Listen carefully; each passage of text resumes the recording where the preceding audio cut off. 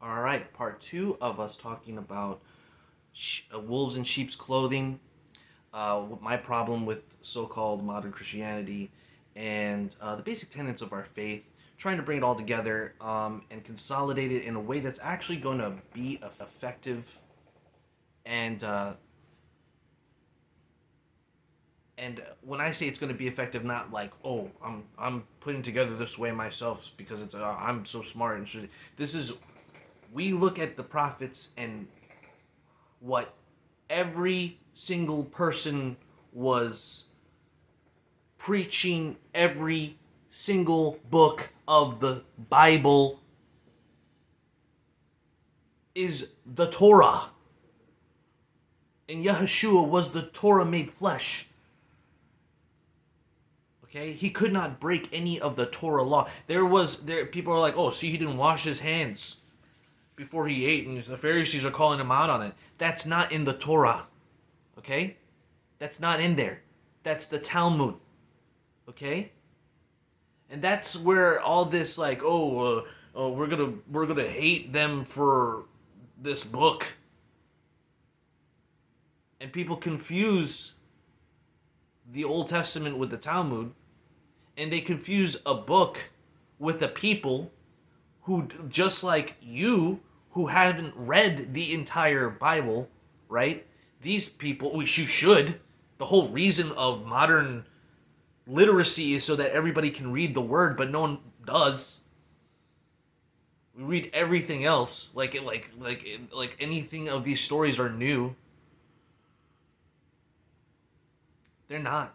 None of these stories are new. It's all there. It's all there. All these news stories are basing its morality and what's right and what's wrong, and their sacrifice Jesus complex BS on the actual Yahushua Jesus, the man called Jesus, Yahushua. People are so far gone.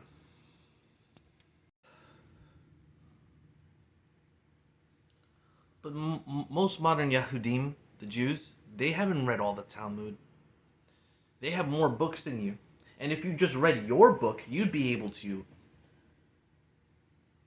understand with depth a way to appeal to a person who has their faith based on the faith of Yaakov and Abraham and Yitzhak.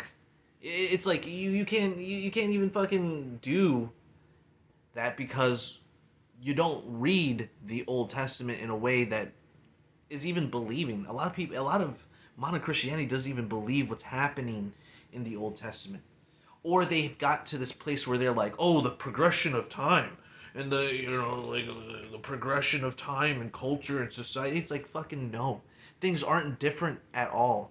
Oh, well, if you were back then, if you were a widow, you'd be in danger of becoming a prostitute or a blah blah blah. Okay, so we have a $1 billion I don't know how much they're making in OnlyFans and Pornhub and fucking all these other websites. Okay, and people will be, oh, I can't believe you curse in your videos. Refer back to my video that I did on the subject, first of all. Second of all, if you're more offended about me cursing, no, I'm sorry, not cursing. What a still inculcated, stupid use of that word. Me using harsh language. If you can't stand me using harsh language, but be okay with the constant rampant culture of sex work, then you can go take care of yourself and leave from the video, because like what you think is not what the faith is. All right, we can't. And by the way, everyone, we can't change Babylon.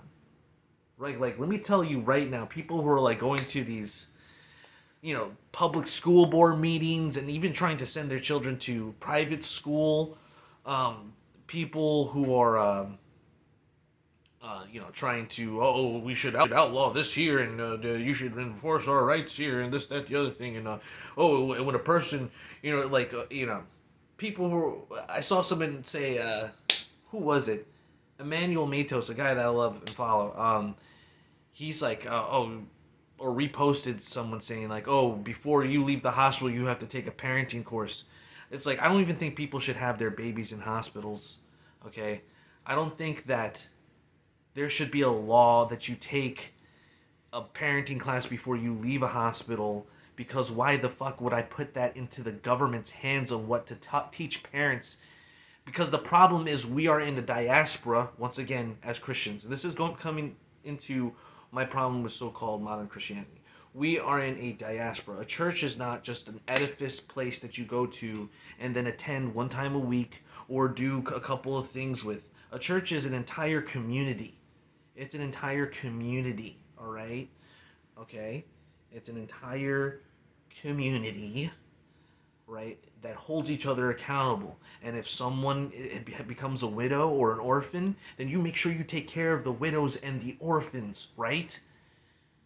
Well, you can't take care of the homeless in Babylon right now. There you go. What, you give them a couple of dollars on the corner, what, so they can go get drunk and high or again? What? No, dude.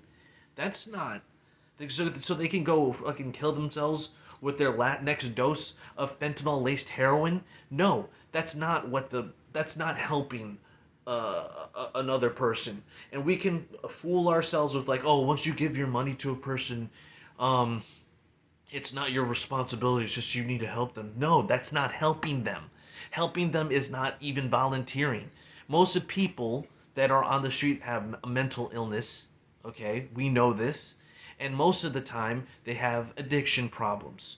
And that's something that you need to choose for yourself to get out of. And you have to have an environment to do so. But that isn't your job to give every single addict that you see a place. Okay? Like, the community of a church is where all these like, oh, your neighbor and blah blah blah blah blah and blah blah. I mean, everyone is your neighbor, but I mean, like, these are your neighbors. You don't go out there in the pagan world and be like, oh, you're my neighbor. But I mean, you don't do wrong. You don't break the law. And that's where the Torah comes in, the law, what's right and wrong. You don't steal or do wrong to a person. You are the representation of the quote unquote church, which is more than just this church, this assembly. It's a spiritual nation, right? The inheritors of Israel, right? Israel. Israel is not that small section that Israel has today, by the way. It was way larger. And beyond that point, there is constant war there. That's not good. That's not good.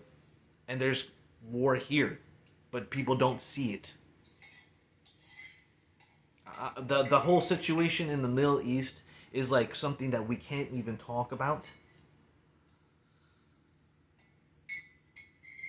And because there's so much of this hate that I've spoken about in the last video for those Yahudim, for some reason,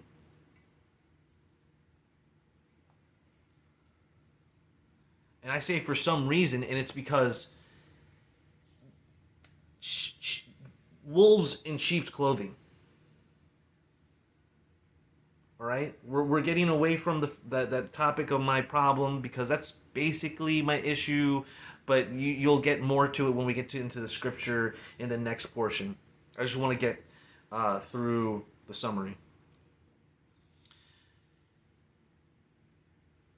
We get to this wolves in sheep's clothing. Okay? Anyone can say that they are anything. You can say I'm a Jew, a Yahudim. You can say I'm a Christian. I argue that there is no quote-unquote Christian mass murderer. There is no Christian Bible passage where it says, yeah, you can kill a whole bunch of innocent people. You can make war on them for no reason. You can do it for racism. No, it does not say that. There is nothing about racism. There's a nation that you can be a part of. There's a nation you can be a part of, and it's regardless where you come from genetically, you can be grafted in.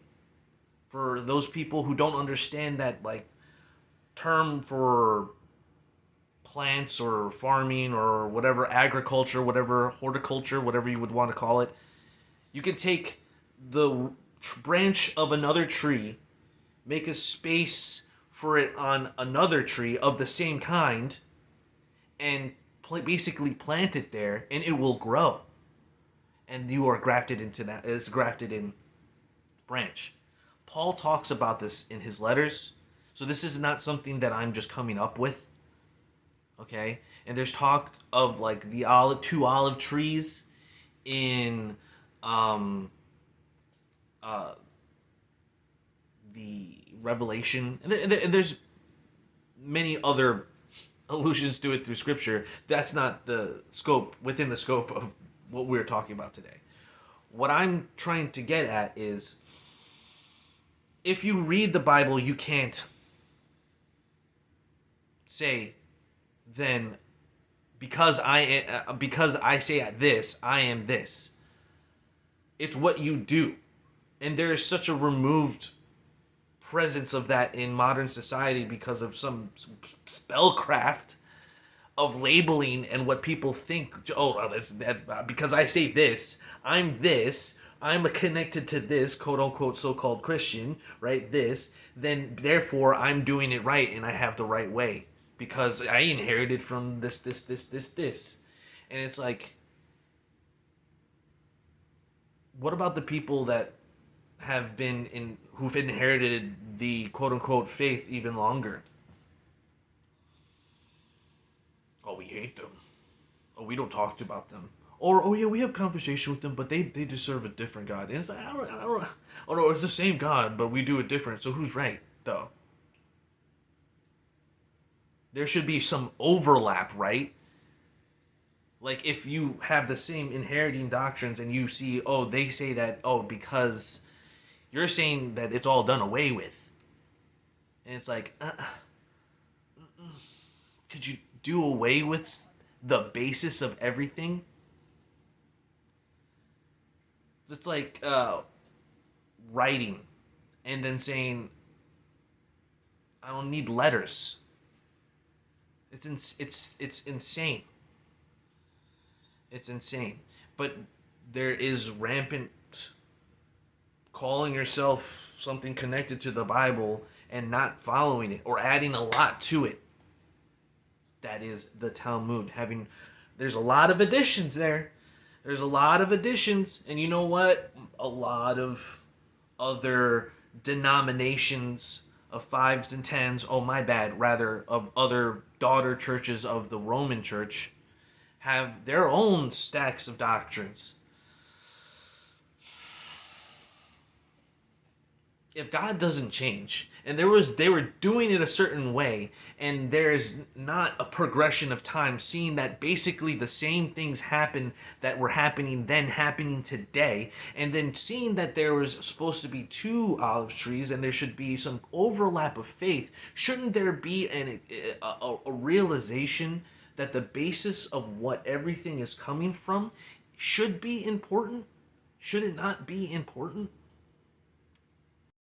That being said, getting it down to the base tenets, if you look at the base tenets and you can know that there's base tenets and you have the base tenets down, you can hold other people accountable to that standard and not have an issue.